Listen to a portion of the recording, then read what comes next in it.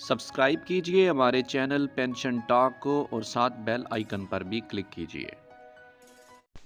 अस्सलाम वालेकुम। तमाम सरकारी मुलाजमीन और पेंशनर के लिए 4 बड़ी खबरों के साथ हाजिर हुए हैं। स्केल अपग्रेडेशन की खबर है, अलाउंसेस में इजाफे की भी खबरें हैं, साथ सरकारी मुलाजमीन के लिए डिस्पैरिटी अलाउंस की उम्मीद भी पैदा हो गई है।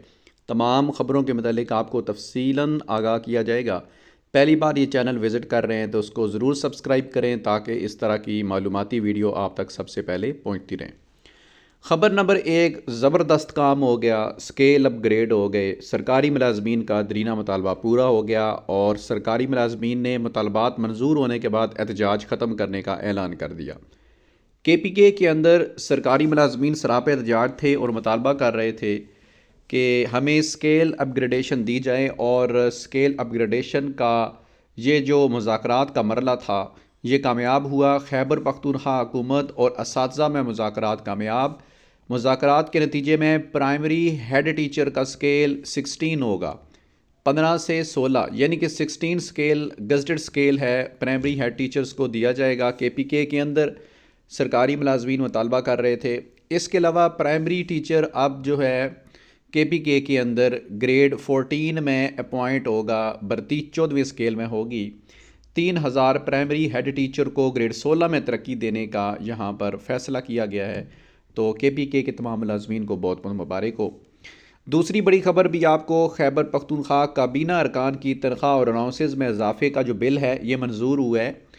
काबीना अरकान कैबिनेट मीटिंग में जितने भी अरकान हैं उनकी अलाउंसेस और तनख्वाहों में इजाफे का ये मामला है, लेकिन साथ आम सरकारी मुलाजमीन भी मुतालबा कर रहे हैं कि उनके अलाउंसेस में उनकी पे के अंदर भी जो है इजाफा किया जाए। तो एक तो यहाँ पर अच्छा काम ये हो गया है कि स्केल अपग्रेड कर दिए गए, जो कि सरकारी मुलाजमीन एहतजाज भी कर रहे थे तो उनके स्केल अपग्रेडेशन हो गए। अब सरकारी मुलाजमीन मुतालबा कर रहे हैं कि उनकी सैलरी के अंदर और उनके अलाउंसेस में भी इजाफा किया जाए।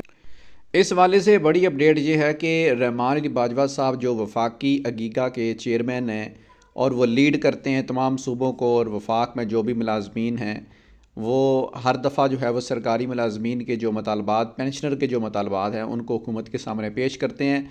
एक बार फिर उन्होंने 20 नवंबर 2024 को बरोज़ 10 बजे जो है वो एहतजाज का जो है वो एक कॉल दी हुई है, और एजेंडा जो सरकारी मुलाजमीन का सामने आ रहा है उसमें नंबर 1 एजेंडा ये है कि डिस्पैरिटी अलाउंस सरकारी मुलाजमीन को दिया जाए।